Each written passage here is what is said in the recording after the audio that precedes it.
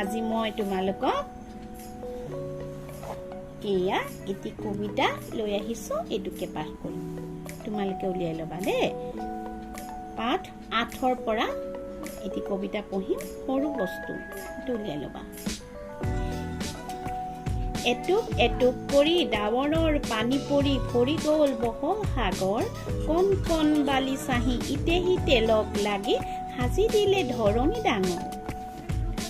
পল অনুপল কৰি দাৰ দিন মাছ চৰি যুগ যুগ পাৰ হৈ যায় এটি দুটি কৰি গথা মৰমৰ মাত কথা জগতক হৰক কৰায় অকল সুখেৰে ভৰা নহয় জানিবা ধৰা দুখো আছে সুখৰ লগত এটি মাথো হাঁহি হৰি জগত পোহৰ কৰি সুখে ভৰা কৰিছে মৰত কবিতাটোৰ কবি আনন্দ চন্দ্ৰ আগৰৱালা এতিয়া আহাচোন ক্ৰিয়াকলাপত কি আছে চাই লওঁ এয়া চোৱা অৰ্থৰ সৈতে চিনাকি হওঁ আহা বালি চাহি বগা বালিৰ নিচিনা এবিধ চাহি দাৰ মানে হ'ল দণ্ড 60 পল বা 24 মিনিট পৰিমাণৰ সময় দাৰ মানে সময়ৰ কথা কৈছে তাৰ পাছত চোৱা এয়া ধৰা মানে হ'ল পৃথিৱী বা ধৰণী মৰত মধ্য চৰি পাৰ হৈ 1 নম্বৰ প্ৰশ্নটো চোৱা কবিতাটো মনত ৰাখা 2 নম্বৰ প্ৰশ্নখিনি হ'ল প্ৰথমে কোৱা তাৰ পাছত লিখা 2 নম্বৰ ক প্ৰশ্ন বহল সাগৰখন কেনেকৈ ভৰি যায় ডাৱৰৰ পৰা এটুক দুটুককৈ পানী পৰি বহল সাগৰখন ভৰি যায় খ নম্বৰ প্ৰশ্ন চাবা কণ কণ বালি চাহি লগ লাগি কি সাজি দিয়ে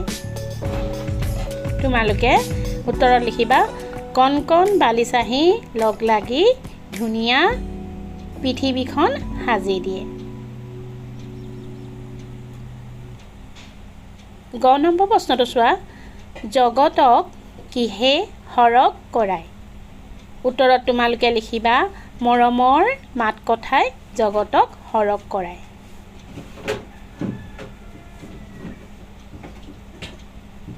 ঘ নম্বৰ প্ৰশ্নটো চোৱা ধৰাত সুখৰ লগত আৰু কি থাকে উত্তৰত তোমালোকে লিখিবা ধৰাত সুখৰ লগত দুখো থাকে তাৰ পাছতে তোমালোকে কৰিবলগীয়া প্ৰশ্ন আছে আৰু 3 নম্বৰ প্ৰশ্নখিনি চাই লোৱা পঢ়া বুজা আৰু লিখা ইয়াত তোমালোকক দিছে হৰক মৰত এইটো উদাহৰণ দিয়ে থৈছে কিতাপত বহল ঠেক সুখ দুখ মৰম ঘৃণা হাঁহি কান্দো আৰু কাষৰ বাকচত এই বানানকেইটা ইয়াত দিয়া আছে মই একে কোবতে তোমালোকক উত্তৰকেইটা কাষত লিখি দিছোঁ তোমালোকে প্ৰশ্নকেইটা সুন্দৰভাৱে এনেকৈ লিখি ৰাখিবা